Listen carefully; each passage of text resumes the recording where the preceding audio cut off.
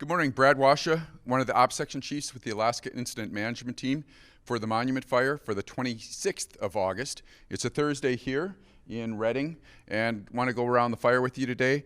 I'm one of 4 Operations Section Chiefs assigned to the north zone of the fire. You've been seeing Karen. She's our planning ops, and she's basically responsible for putting together today's plan and then carrying that over into tomorrow. We have John Glover, who's Operations Section Chief Field Ops, and he's basically responsible for the resources on the ground and in the air. We also have a night Operations Section Chief, and he allows us to bed down in the evening. And then myself, I primarily focus on the strategic plan, so looking 3 to 7 days out plus. For today on the Monument Fire, I'll start in the southwest corner, and the southern zone has been having some activity, and we've been supporting that both from the west side of our fire and also supporting it from the north side of the fire, sending some of our resources that aren't actively engaged with the fight down there. Our resources have been largely putting in contingency line in various places. Starting with the 9 Mile Bridge area, we're really watching this area closely. We have the Knowles Gulch, and the fire's been kind of backing through there. Our plan is to kind of go direct as much as possible right at the top, but once it gets deep down into that canyon, we're not planning on putting resources in there. And with that, our strategy is to go indirect, so back away from the fire where we feel that we have a greater opportunity for success and come around the fire. So that's been our major strategy in that area. We're continuing to reinforce those lines and check things to give us more time in that area. This is also to protect High Palm and the folks out there. Main concern there is their access route being compromised. So we're working on minimizing that. Right now we don't see a threat to the community at all in the short term, but definitely watching that and their access to that area, because we realize there's a one-way in, one-way out. The southern part, Underwood Mountain, and that we're feeling really comfortable with. We've probably had close to 5 days plus without heat immediately on the line. We're continuing to mop up.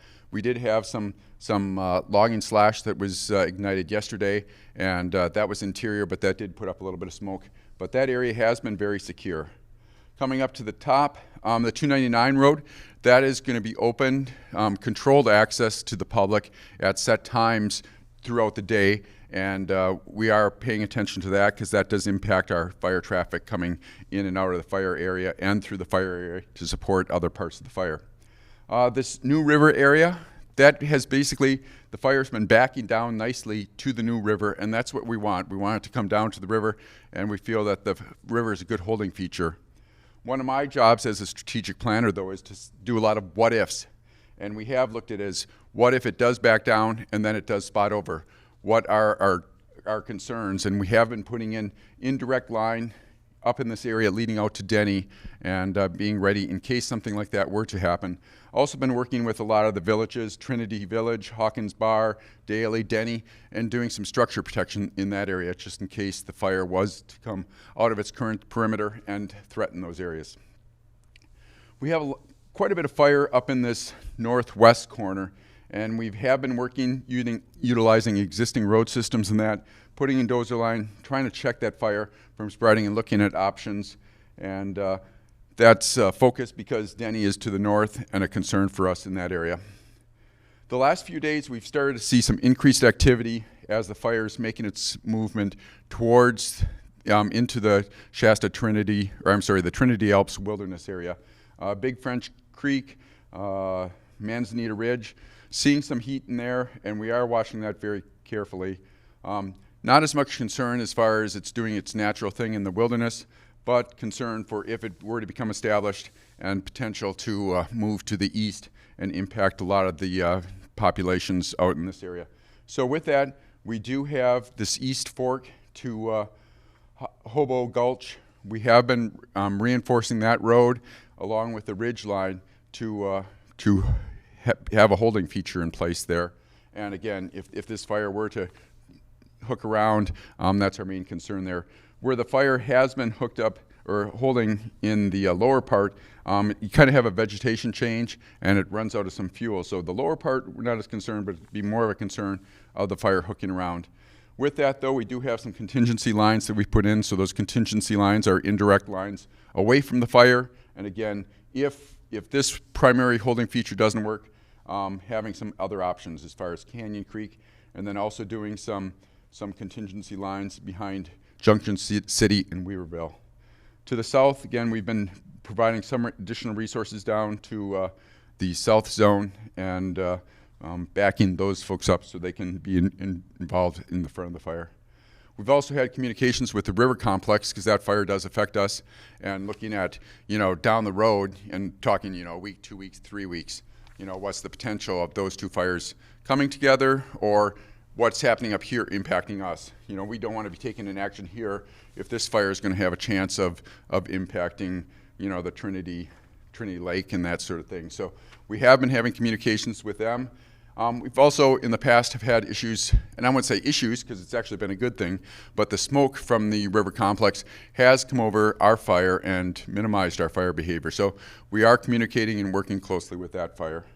And with that, that concludes your operational briefing for the 26th of August. Thanks. Good morning, Jim Hudson, Operations Section Chief with CAL FIRE Incident Management Team 5 with your update for the south zone of the Monument Fire. In the Junction City area, we've seen zero growth there in the last couple days and have been able to add black line or containment line to our map. Crews continue to hold Dutch Creek and mop up and towards the interior of the fire to cool any hot spots. We do still have occasional flare-ups in that area, but no fire growth or progression. Dutch Creek continues to hold. Those crews are working down south towards the Evans Bar area, continuing to improve our lines so we can establish them as containment lines or black line on the map in future operational periods. Moving to the south, the spot fire from last week, there has been no progression towards the east in that. We continue to hold that line. It has not progressed towards Highway 3 or Douglas City, and our alternate lines remain in place between Dutch Creek, Evans Bar, and Douglas City. As we move to the south, continue to improve our lines in the southeast corner of the fire, northeast of Hayfork. No growth on the spot fire from last week either.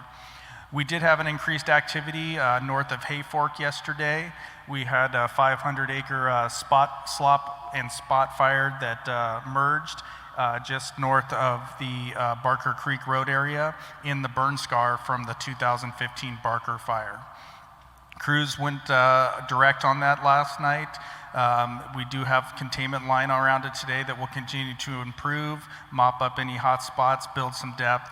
The winds have been challenging us in that area. We're getting a downslope wind and out of the north that has challenged the lines with spot fires. Crews continue to go after them aggressively, and we'll be reinforcing that line today.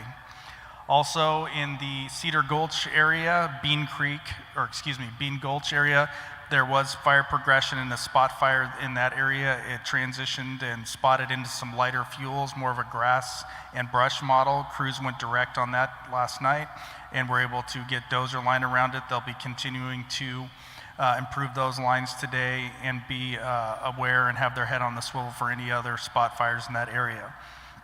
Our contingency branch continues to build line around Hayfork. They'll now move towards the south and start building dozer line around Hayfork for future use if the fire does advance. And we continue to coordinate with the Alaska team in the north zone, building line from the 9 Mile Bridge area up towards High and Palm. Thank you.